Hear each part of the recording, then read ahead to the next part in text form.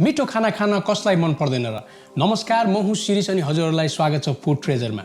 सधैँ जस्तो आज पनि एउटा नयाँ रेसिपी भिडियो लिएर हजुरहरूसामु उपस्थित भइसकेको छु। आजको रेसिपी चाहिँ एकदम सजिलो हैन। कसैलाई पिज्जा खान मन हुन्छ तर पिज्जालाई बनाउनु जस्तो चाहिँ मेहनत गर्न नि मन हुँदैन हैन। आज म त्यस्तै मुडमा छु हैन। तपाईहरुलाई पनि सजिलै घरमा कसरी पिज्जा बनाउन सकिन्छ एउटा स्न्याक्सको रूपमा हैन। पिज्जालाई चाहिने इन्ग्रेडियन्टहरुमा चाहिँ हैन बेस चाहियो पहिला हैन। बेसमा चाहिँ हामी आज मेहनत गर्दैनौं। म चाहिँ एउटा चाहिँ र्याप चाहिँ रोटी हैन, तपाईको चाहिँ बासी रोटी छ भने तपाईले युज गर्न सक्नुहुन्छ। त्यो चाहिँ अलरेडी कुक भएर बसेको चाहिँ यो रोटी चाहिँ बेसको रूपमा युज गर्न गइरहेको छु हैन। अनि मसँग ड्राईमा यहाँ छ फेरि अरिगानो, अप्सनल हो है, एकदम एसेन्शियल छैन यो। चिली फ्लेक्स छ, सल्ट भयो अलिकति। अनि भेजिटेबलहरुमा यहाँ चाहिँ के छ मसँग भने थोरै चाहिँ क्याप्सिकम मैले काटेर राखेको छु हैन, स्लाइस गरेर एक्ज्याक्टली पिज्जामा युज गर्ने जस्तो तरिकाले हैन। अनि मसँग छ यहाँ पर्पल प्याज छ मसँग यहाँ अलिकति हैन, स्लाइस गरेर लामो लामो बनाएर काटेर राखेको छु। अनि मसरुम छ, मसरुमलाई नाइस थिन स्लाइस गरेर राखेको छु हैन। 3-4 जस्तो बटन मसरुम छ हैन। अनि चेरी टोमेटो, सानो टोमेटोलाई चाहिँ मैले आधा काटेर, यदि ठुलो टोमेटो छ भने चाहिँ अलि सानो पिसमा चाहिँ काट्न सक्नुहुन्छ। अनि मसँग यहाँ छ मोजरेला चीज। तपाईसँग मोजरेला चीज छैन भने टेस्टी चीज पनि युज गर्न सक्नुहुन्छ हैन। चीज एनी चीज विल हेल्प है, मेल्ट गर्न मिल्छ भने। अनि पिज्जाको लागि सस चाहिँ यसमा चाहिँ टोमेटो, क्यान टोमेटोलाई चाहिँ मैले प्युरी बनाएर ब्लेन्ड गरेर राखेको छु कि। हाम्रो बेस चाहिँ अलरेडी पाकिसकेको रेडी टु गो भएर हैन, प्यानलाई म डाइरेक्ट प्यानमा चाहिँ हैन टक्क लाएर यो राखिदिन्छु है। अनि एक्ज्याक्टली जसरी पिज्जा बनाउँछौँ हामीले त्यसै गरी सस अलिकति थोरै यसलाई चाहिने जति राखेर मजाले सबैतिर यसरी फैलाइदिन्छु सबैतिर हैन। त्यसपछि जान्छ हाम्रो चीज, मजाले सबैतिर इभनली चीज राख्छु है। त्यसपछि जान्छ हाम्रो अरू टपिङहरु है। भनेपछि मसरुम गयो। टपिङमा चाहिँ तपाईहरुले चाहिँ आफुलाई अवेलेबल भेजिटेबल्सहरु, आफुलाई मनपर्ने भेजिटेबलहरु राख्न सक्नुहुन्छ हैन। आज चाहिँ मैले भेजिटेरियन पिज्जा बनाइरहेको छु, तर अब अल्टरनेटिभ तपाई अब मासु मन पर्छ भने चिकन युज गर्न सक्नुहुन्छ। आफ्नो अवेलेबल बेकनहरु एनीथिङ यु क्यान युज है। त्यसपछि क्याप्सिकम मजाले सबैतिर इभन राख्दिउँ।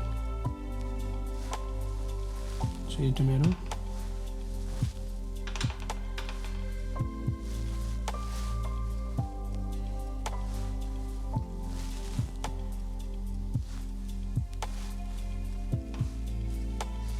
अनियन राख्ने माथिबाट है।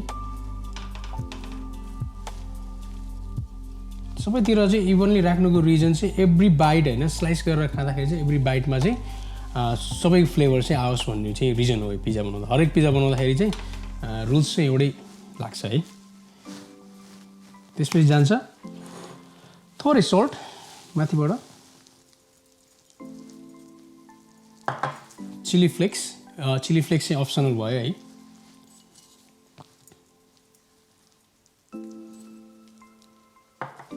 त्यसपछि अरिगानो पनि अप्सनलै हो। अब छैन भने अरिगानो छैन भनेर दुःख मान्न पर्दैन, नहाल्दा नि हुन्छ है।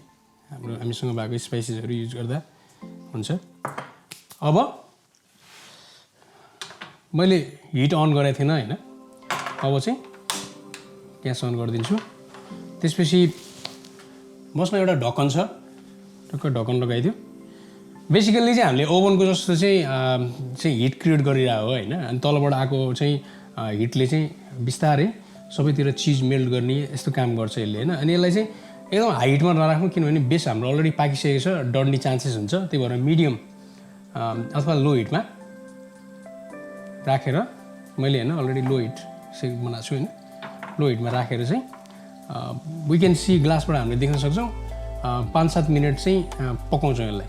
अनि त्यसपछि चेक गर्छौँ अनि रेडी टु गो छ भने निकाल्छौँ हैन। अब हिट चाहिँ डिफ्रेन्ट हिट इन्भाइरोमेन्टमा चाहिँ अब कुनैमा चाहिँ ठुलो हुन्छ, कुनै सानो हुन्छ हैन। It's totally up to the hit how you get it है। 5-7 मिनट चाहिँ हामीले यसरी छोपेर पकाउँदाखेरि चाहिँ हैन चिज मजाले मेल्ट भएको हामीले देख्न सक्छौँ हैन टोमेटोहरू चाहिँ सफ्ट हुन थालिसक्यो त्यो भनेपछि आवाज पनि क्रिस्पी भएको जस्तो फिल भयो हैन भनेपछि यो रेडी छ मैले चाहिँ नन स्टिकी प्यान युज गरेको भएर चाहिँ अयल युज गरिन हैन यदि तपाईहरुले चाहिँ फ्ल्याट खाले अरु प्यान युज गर्नुभयो भने चाहिँ हल्का चाहिँ तेल स्प्रे गर्दाखेरि चाहिँ राम्रो हुन्छ है यसलाई चाहिँ म बोर्डमा हालेर चाहिँ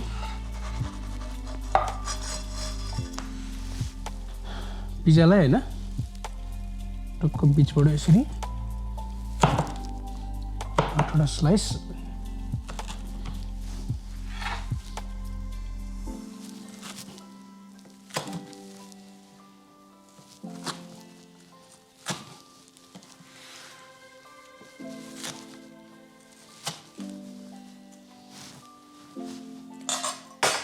नाइस एन्ड क्रिस्पी थिन चाहिँ बेस भएको पिज्जा हैन यो चाहिँ रेडी छ है यो तपाईले यो साइडमा हेर्न सक्नुहुन्छ यस्तो मजाको क्रिस्पी छ है हजुरहरु पनि यस्तै अल्छीले बनाउने पिज्जा आई मिन सजिलो लकडाउनको बेलामा चाहिँ सजिलै खान सक्ने पिज्जा चाहिँ यस्तो नाइस एन्ड चिजी हैन पिज्जा एउटा खान्छु है यस्तै पिज्जा घरमा मजाले बनाएर आफ्नो फ्रेन्ड एन्ड फ्यामिलीसँग चाहिँ इन्जोय गर्न सक्नुहुन्छ अनि तपाईहरु नयाँ हुनुहुन्छ भने च्यानललाई सब्स्क्राइब गर्नुस् धेरै भन्दा धेरै माया दिनुस् thank you very much for watching